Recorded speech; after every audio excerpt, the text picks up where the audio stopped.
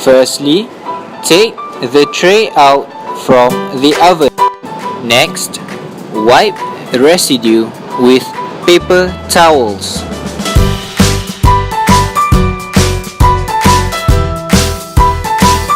Next, spray some sanitizer. Lastly, wipe the tray with a clean towel.